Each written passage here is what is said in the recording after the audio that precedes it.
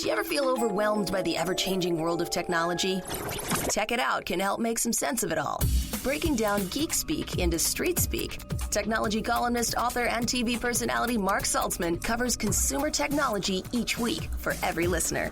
Mark tackles the latest news, reviews, and how-tos to help you understand what's hot, what's not, and why.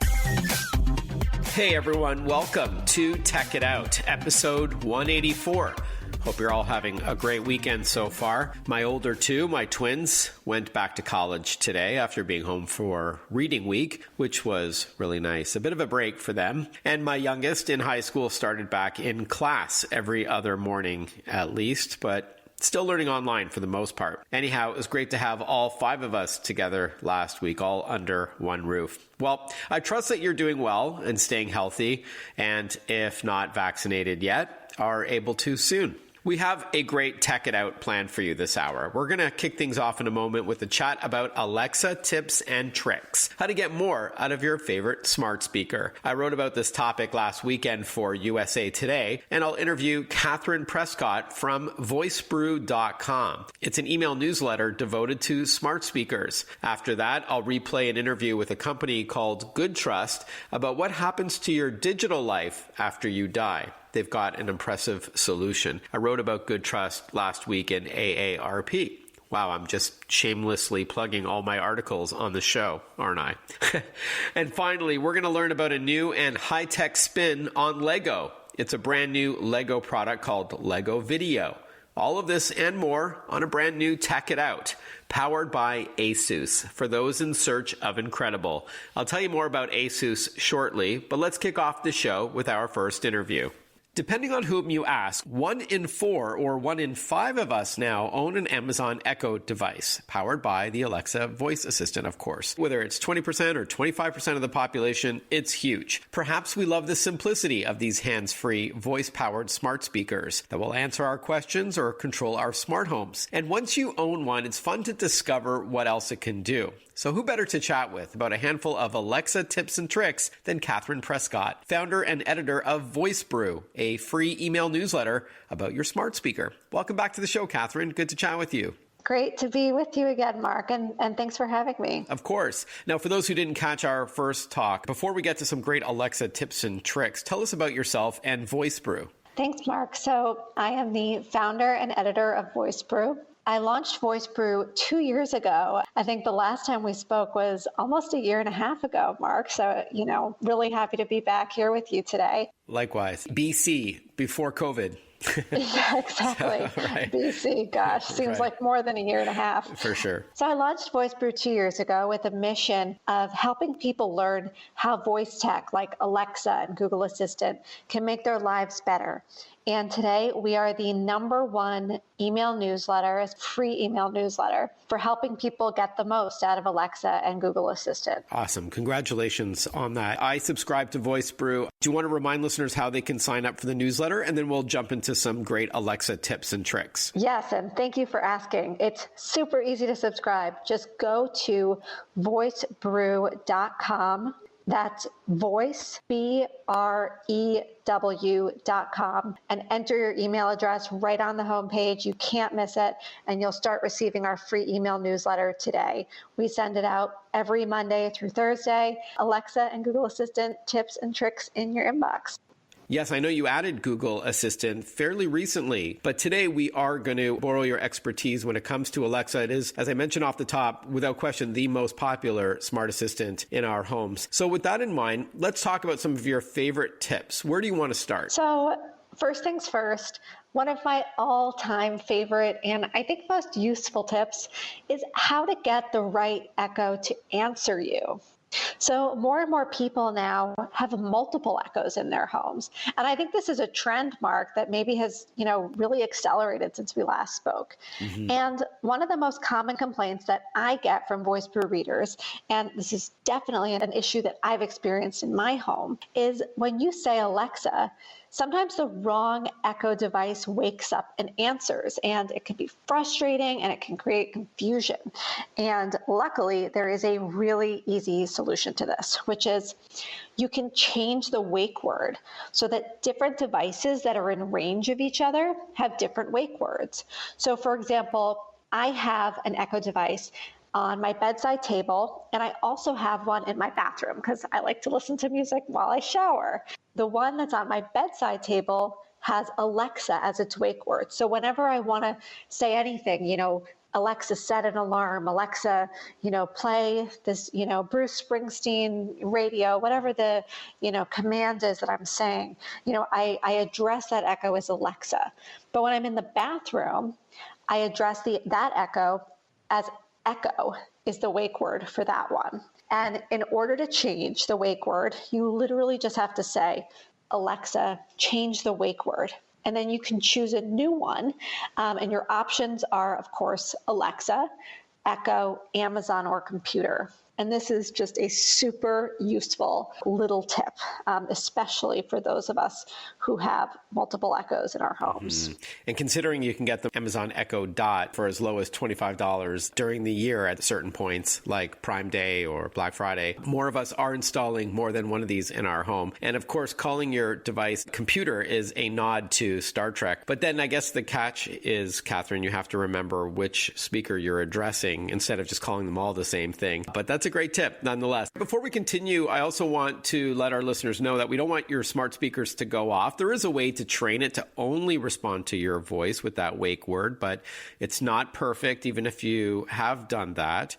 So going forward, Katherine and I are going to say A instead of her name, so we can minimize the odds of your smart speaker going off. All right, so we were talking about some of your favorite tips. You shared the one about naming each smart speaker with a different wake word, different name. You have another one that's sort of like your all-time fave, right? Yeah, well, look, something else that I love about A is all the ways that using A in your smart home can help you save money. So one idea for listeners is to use A-connected smart plugs with routines to turn appliances on or off on a schedule. And this is just a really easy and effective way to cut back on energy usage. So for example, it could be you could use this to turn off a space heater after a certain amount of time. With an A-connected smart plug, you can use it with A-connected lights to make sure that you don't leave your lights on, after you go to sleep or during the day. In the summer, which will come soon enough, you can use it with your air conditioner or, a connected smart plug with a fan. So this is something else that I think is really helpful. All right. So you can use your voice to turn something on and off that wasn't really originally designed for it. So you can plug an old bedside lamp from 1985 into a smart plug and then plug that into the wall. And then now when it joins your Wi-Fi, you can use your voice to turn it on or off. And you can also set schedules, as you hinted at, and other routines and timers as well. If you want your lamp to go off in 60 minutes, you can often do that through the app as well. But we are focusing mostly on voice commands, which is really great. So I like that about smart plugs, Katherine. What's the newest Alexa command that you've learned that you really liked? So this is such a small thing, but my favorite new A command is send a hug to mom. This came out, late last year. It lets you easily send a hug, an A hug, to any of your contacts who has an Echo speaker. Again, there's so much, super technologically interesting and sophisticated stuff that's coming out on A all the time. But what I'm really trying to sift through and share with Voice Brew readers and with all of the listeners today is stuff that's really going to impact your life in a positive way, just your everyday life. And, just getting a hug, my mom often sends them to me. It's such a nice little surprise. Just sending your contacts a hug, I promise it will be a way to just make their day a little bit nicer. And so that's something that I really like. And what is a virtual hug? I mean, they get a notification on their speaker that Katherine is sending you a hug, that kind of thing? Yeah, and sometimes there can be a little voice recording depending on, what you opt into, but it's nice. And it's just a nice little surprise. And you don't have to respond, texting, and there's so many platforms for sending people messages, of course. But often you get the message, you have to respond. Maybe you're having a crazy day. There's something about the hug that's just, I'm thinking of you. And how do you send it to somebody? Do they have to be in your contacts? Yeah, so anybody in your so if you've opted to connect your contacts to A in the A app, then A is smart enough to automatically know which of your contacts has an Echo. You probably have some sense for, family members that have an Echo, maybe close friends. So I say, A, send a hug to mom's cell.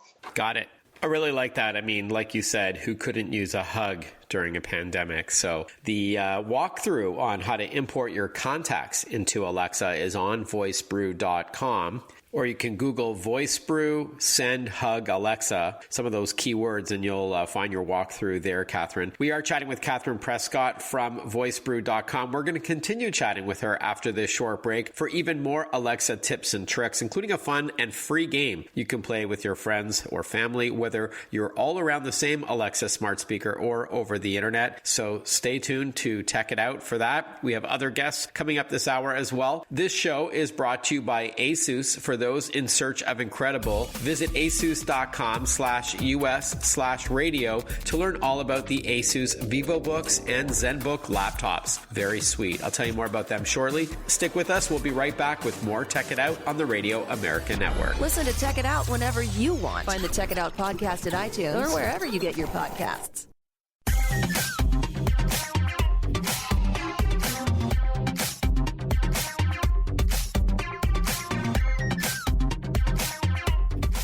Welcome back to Tech It Out. We're chatting with Katherine Prescott, founder and editor of Voice Brew, a free email newsletter all about your smart speaker. That's our topic for today as well. All right, Katherine, what's another new command that you've learned to try on our smart speaker? So something a little different. For those of you who, like me, are missing having a little arts and culture in your life during the pandemic, just try saying, Open Art Museum to A. It's a very cool new A skill from the Art Institute of Chicago, and it lets you tour the museum right from your Echo Show. So what'll happen is A will prompt you to ask for a certain genre. So you could say something like, show me sculptures or show me French paintings. And then she'll show you a piece of art, and the Institute's curators and experts will tell you all about it. So you'll get to learn about its history, the meaning, symbolism, and it's just sort of, especially during the pandemic when it's a lot harder to go out to the museum and, of course, theater and arts and culture, things that used to be part of so many of our lives are just not available. It's really nice experience. Okay, so just a caveat, you need a smart display. Specifically, you need an Amazon Echo Show device, which is not just a speaker, but a screen as well. And that way you get this museum walkthrough on your screen, which is a great tip. Also, you mentioned the word skill, Katherine. Just to clarify to our listeners, this is an add-on to your Amazon Echo smart speaker, right? This is like a third-party app, if you will, and they're called skills. And you can often install them just with your voice, saying add the blank blank skill, or you can go into the app and add it. Is that right? Yeah, exactly. It's the sort of A equivalent of like a, iPhone or Android app. Right. And, Amazon and its ecosystem calls it a skill. Yeah. And what's really nice is that, it used to be that you'd have to go into the app and enable the skill. Now, for many of the skills out there, you can just immediately start using it. Mm-hmm. You don't have to even go through the step of enabling it. Oh, that's cool. In the Art Institute example, you could just say, open Art Museum, and you'd go straight into it. Speaking of pandemic-related skills, like the ones you just gave, there's a few other ones that I'd love for you to share. I remember reading a newsletter from Voice Brew a couple of weeks ago on how your smart speaker can help you de-stress, which I think is also a great way to leverage your smart speaker. So you might be thinking of the one I did a few weeks ago, Hypnotize Me, yes, which is the one. which is a fun one. Highly recommend So what happens trying it. So let our listeners know, when you say the wake word and then you say hypnotize me, what happens? Well, I think that listeners should try it for themselves and see, different experience for everyone. No, but in all seriousness, you'll get a few different options for, different sort of types of, hypnoses. And it kind of puts you into, it almost feels a little bit like a guided meditation, but slightly different. Mm-hmm. Just a few minutes of your time, see if you like it. And if you don't, you can just exit right out of it by just saying, stop. Right. I know that some popular meditation and mindfulness apps like Calm and I think Headspace also have Alexa skills as well. Yep, that's right. A couple more that I'd love to share. So one of my favorite ways to use during the pandemic has been with my work from home routine. So, it's crazy to, realize that we're in month 11 of the pandemic and many people are continuing to work from home. And I definitely feel like on many days, my work-life balance is just slipping away. It's so easy to just pick up your laptop for one more minute of emails, and then that becomes an hour or more. And I pretty early in the pandemic, I created a work from home routine that adds a little bit more structure to my workday. So it sort of, kicks off with, I have it kicking off at 9 a.m. It says, okay, Katherine, time to get ready to work. Like, let's go. Makes me feel motivated. I know it's sort of time to start, sit down and get working. It reminds me to take a break in the middle of the morning, stop for lunch, suggests mid-afternoon that I might want to consider a walk. And then maybe the most kind of important part of this routine is it ends my workday. It tells me, Katherine, time to get ready, go cook some dinner, go take a break. And I have that running at, 6:30 p.m. It's important to just have that kind of nudge. All right, Katherine, as we wrap up, again, the website is simply voicebrew.com, and they can just sign up to get that email newsletter 4 days a week, correct? That's right. Katherine, great chatting with you. Have a great rest of the month. Thanks so much for your time. Thanks again for having me, Mark. Before we take a short break and return with the Good Trust, I'll remind you what they do in a moment. Just a reminder that when you're working on your computer, to proactively back up your important files on a regular basis, I only use Western Digital products, whether it's the WD line or SanDisk. I use external SSDs or solid state drives. What I do is have an external drive plugged into my computer at all times, and I have regular backups. So every other night, in the middle of the night, it combs through my PC and it looks for anything that's new or changed, and it backs it up to the drive. It's done automatically with software already on that drive. But definitely check out Western Digital's website and their products like WD Black, G Technology, which is more rugged, like SanDisk, and other external drives. So really like SSD over hard drives, but lots of choice out there without breaking the bank and super reliable. So again, WD.com. When we return on Tech It Out, it might sound like a grim topic, but what happens to your online activity after you die? Maybe you should assign a digital beneficiary. So we're going to chat with the Good Trust, a company designed to help any issues if you are locked out of your accounts, a family member passes away unexpectedly, perhaps has happened quite a bit, as you might expect, over the past 12 months. So we're going to catch up with the Good Trust to learn about their services. So a lot more Tech It Out coming up. Want to follow Mark? Google him. Mark with a C and Saltzman with a Z.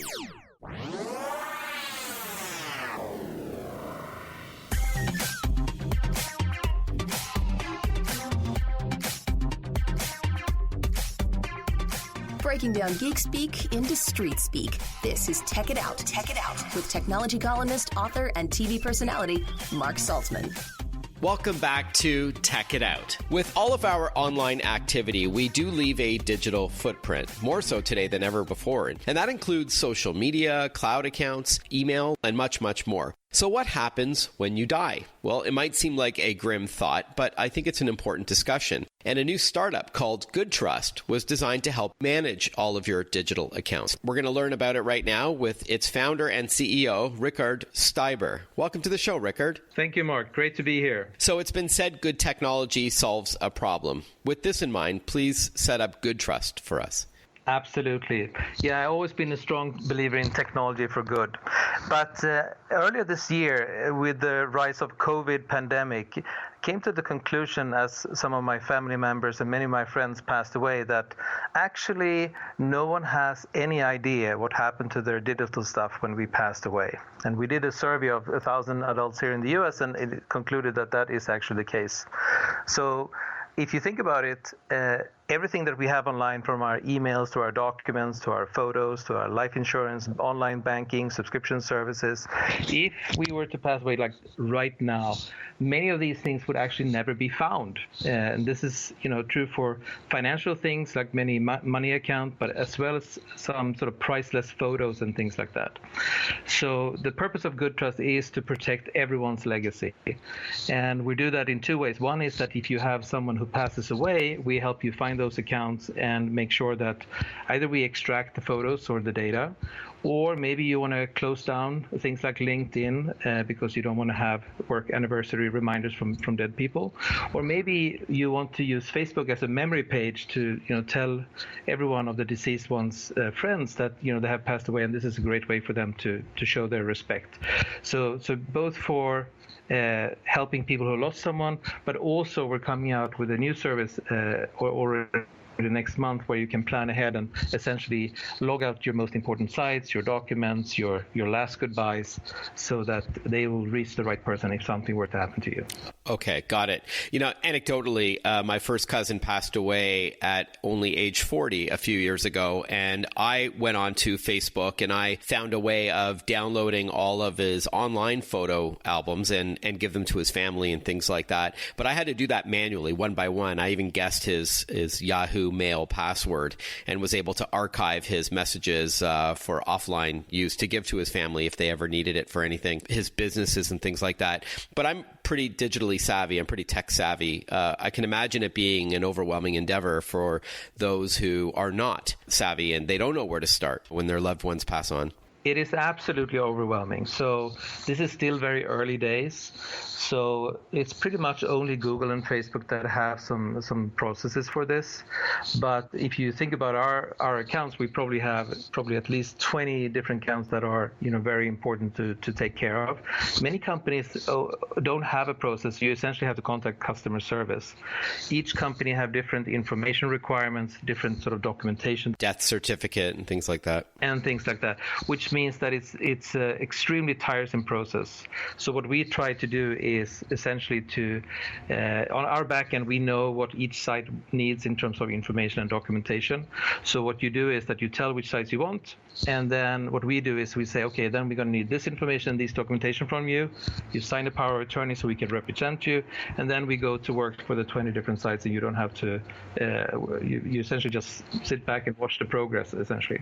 But and are we expected to do this for ourselves, so I'm, middle-aged, but I'm healthy right now and all that. Am I supposed to get the ball rolling with Good Trust on my own and then entrust my lawyer or my spouse, my partner with this, this information in the event of my passing? Or is this something that family members should start thinking about as their loved ones start getting ill or older or what have you? Yeah, I think definitely something that we see everyone should do, and of course we will help when it's already too late, so to speak. But if you think about it, most people don't really want to engage in their own mortality. So there are certain times where maybe you get a new job, they ask you to sign up for pension and a life insurance, for example. Then that's, I think, where we could add that as an add-on to what you're already doing, or maybe you're writing that will, which typically does mostly covers let's call it the physical world, right? The estate. Mm-hmm. Yeah. And then you can add this as an add-on. So I think there are these moments in time where you're actually thinking about this a little bit. That's where we come in, but you should of course do this anytime. And the platform also allows you to share things already today. So for example, if you have a photo album with your family, you could make that available already now, whereas your Coinbase Bitcoin account maybe only transferred to someone you decide when you pass away. See. Okay, got it. We're chatting with Rickard Steiber. He is the CEO and founder of Good Trust. Perhaps you can walk us through how to get going. I mean, is it a one-time fee? Is it a monthly service? You mentioned there are different ways to set it up, but even even in the event of your untimely passing, your family could maybe research this and look at this retroactively, but probably smarter to get the ball rolling before it's too late. But can you maybe walk us through the process from start to finish? Yeah, it's very easy. So if something happens to a loved one, what you do is that you go to mygoodtrust.com. You essentially select the sites that you need help with. So say it's Facebook, LinkedIn, and maybe Google. And then you tell what you want. You maybe want to have memorialize Facebook and maybe delete LinkedIn and maybe extract photos from Google Photos. Then you pay. There is a fee. Right now, what we're doing is that we are helping families of first responders. So if they want to memorialize their Facebook page, they can do that for free now. And we're going to continue supporting first responders. And then the system essentially asks you for information about you and the deceased. You upload some documents, typically proof of death and proof of who you are. You sign a power of attorney, and then we have all the ammunition that we need in order to contact these sites. Typically takes somewhere between 2 to 6 weeks to get most of these things done. And then we will keep you updated on the progress. So that's how it works for if you need help with a loved one. A new service is coming out later in October, where you can do this for yourself. It's very simple. You essentially then add the sites that you want. So maybe it is your online banking, insurance, maybe your photo albums, social media, etc. And then you also tell who you want to have access to this if something happens to you. It could be different people. And then you can also upload documents. You can have your last video goodbyes. So a range of things that you may want. And then there is a solution where you could have a deputy that is your most trusted deputy. Rickard, please hold that thought. I want to learn more about that when we return, as well as some other features of Good Trust. We'll be right back with more on Tech It Out. Breaking down geek speak into street speak. Tech It Out, hosted by Mark Saltzman.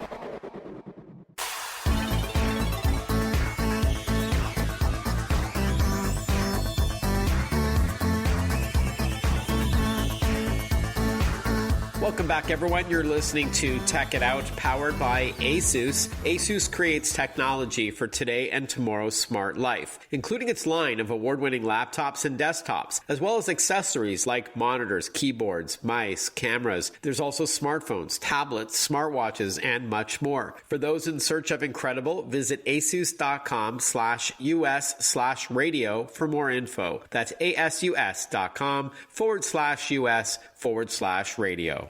If there's one thing about the LEGO Group is that they don't rest on their laurels. Sure, they could just make LEGO playsets from now until eternity and people will buy them, but the company regularly invests in new ways to play. Last year, for example, they introduced LEGO Hidden Side, which fused playsets with augmented reality. So when you look at your completed playset, it's usually like a haunted mansion or a ghost ship or something. When you look at it through the lens of your smartphone camera, you saw these animated events happen, and you can play games as well. So smart. And now we're going to learn about another fusion of the physical with the digital, and it's called LEGO VIDYO, spelled VIDIYO.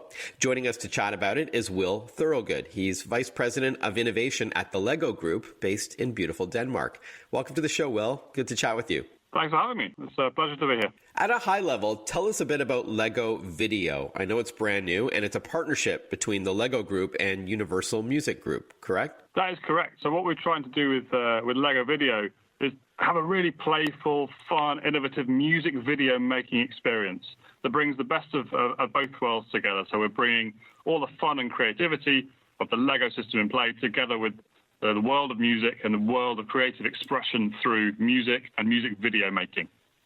All right. I'd love to hear how it works, because it sounds like a bit of a disconnect that you're making videos. So I'm assuming it involves cameras, but also there's the LEGO Heritage, which is the block building fund. How do you put it together?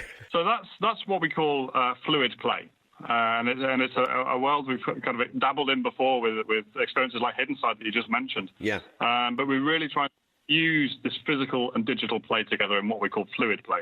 When you think about how kids play, they don't really think about, I'm playing with a physical toy and now I'm moving into a digital space and playing with the digital experience.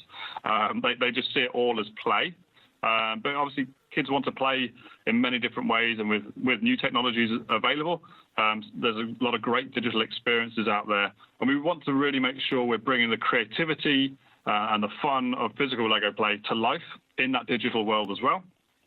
And that's where this music video making experience came to play.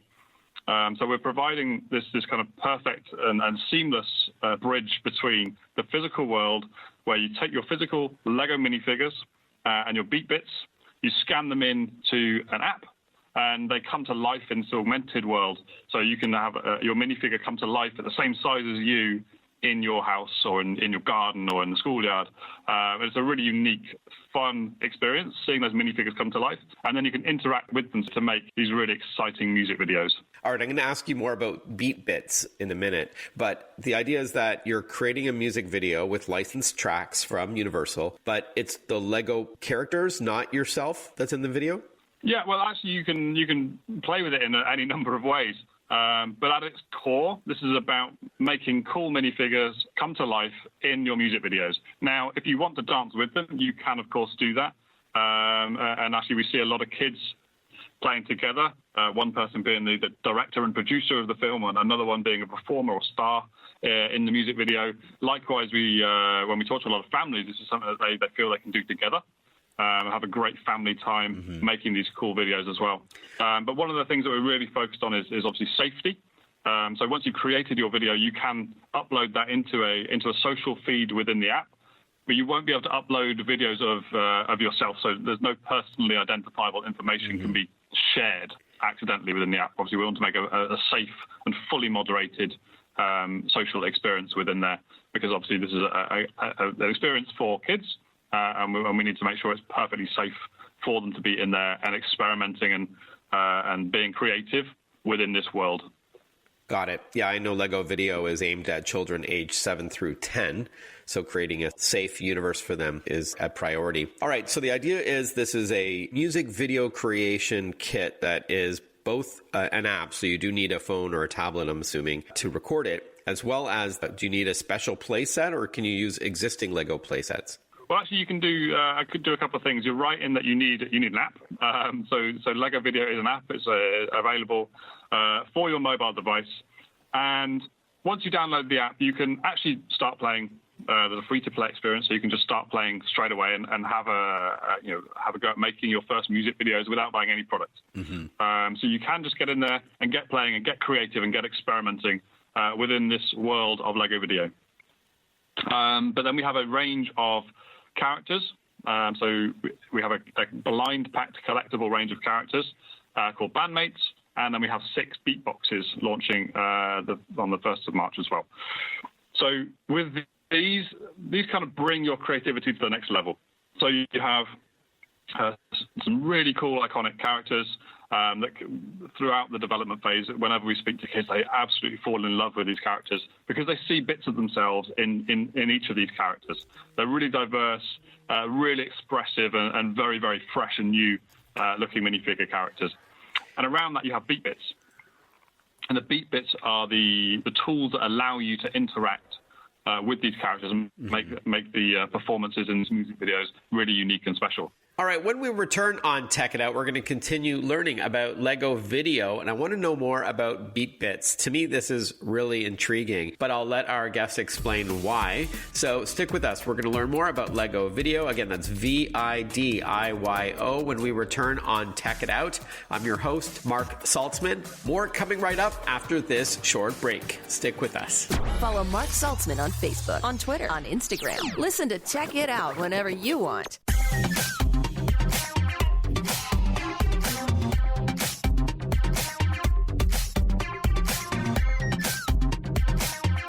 We're chatting with Will Thorogood. He's VP of Innovation at the LEGO Group based in Denmark. We're learning about a new product called LEGO Video. It's an ecosystem, if you will, that fuses an app with special play sets and these little square LEGO elements called Beat Bits. And it also fuses in augmented reality and video creation. I mean, this is it sounds ambitious, and I know that it's radio, so I encourage our listeners to check it out online. I'm sure they can Google video. Again, it's spelled LEGO VIDIYO in order to see it in action. Now, before the break, you were starting to tell us about Beat Bits. What is that exactly? Absolutely. So these Beat Bits are these 2x2 printed Lego tiles. So the physical 2x2 Lego tiles, with a decoration on, and each one of those can be scanned into the app. And when you scan them in, they become buttons on the app interface that you can then use to control audio effects, dance moves, lighting effects, scene effects within the music video itself. So they're the kind of creative tools, if you like, that you can use to express yourself within this video. There's a few things that are really important about them. They're a system. Like the Lego physical building system, this is a digital creative system as well. So you press one beat bit on its own, and it will do one thing. If you press it combined with one or two or three other ones, they will act together in a different way. So it's a bit like ingredients in a recipe. You never, through this experimentation, you never exactly know what the output will be until you try all of these beat bits together. And that's what's one of the things that's really exciting, is that actually we still don't know where this creativity ends for this video expression. The other thing that's really interesting with the physical beat bit tiles is this is actually the first time for many kids in the target age group we're looking at. It's the first time they've really experienced any sort of music in a physical form. They've grown up in a world of streaming. So actually the physical tiles become a little bit like sort of a CD or vinyl collection did in my view. And so in the beat boxes, you have a little storage unit that's a bit like a record shelf. And actually there's a real value in these physical tiles because that they allow you to unlock this creative expression in the videos that you make. And it's a really unique and new feeling for kids to have that sort of connection to music in that physical form. I love that because I missed that connection myself. Before we talk about timing, when we can expect this in our own homes, tell us a bit about this survey that LEGO commissioned about music and creative play. What were some of the key highlights? It was a really interesting survey, and obviously we do a huge amount of research as we're developing experience like this. But there's some really key highlights and interesting information that came out of it that's really helped us shape the direction of this project as we developed it. For example, 89% of parents say music helps build creative skills, and 83% say it helps build confidence, which was really useful for us when we're trying to understand how we put this experience together. Likewise, 94% of parents believe playing with Lego bricks helps develop creativity, and 91% say it improves problem solving. 89% saying it builds confidence. So all of these facts together, you can see the sort of the parental perception of Lego bricks and Lego building is very well aligned with what they say about music and creativity as well, which is why we saw this great opportunity to bring these two worlds together in this Lego video experience. Do you know offhand some of the bigger names, some of the artists that our listeners may be familiar with when it comes to the licensed tracks from Universal? Absolutely. So we will launch with about 30 tracks in the app, and there will be new tracks coming in all the time. But when we launch, you'll expect to see artists like Blackpink, Imagine Dragons, Katy Perry, Marshmello, even a bit of MC Hammer in there for the parents. So it's a really eclectic mix of not just brand new artists, but also some nostalgic artists and tracks in there. As I said, this is something you can do with your family. It's a really great fun experience for parents and kids. So we wanted to make sure we've got a music mix that is relevant for both kids, but also the parents that want to get involved as well. Especially during the pandemic, I like the whole focus on family play as well. We're spending a lot more time indoors, and it's something interactive and fun for both generations. So as we wrap up, Will, how much does LEGO Video cost, and when can we expect it? So you can expect to see the products in stores and on e-commerce platforms as of the 1st of March. We have price points ranging from $4.99 up to $19.99 when we launch. And obviously these are super accessible price points. As I said, you can just start for free just by downloading the app and having a little experiment before you commit to purchase as well.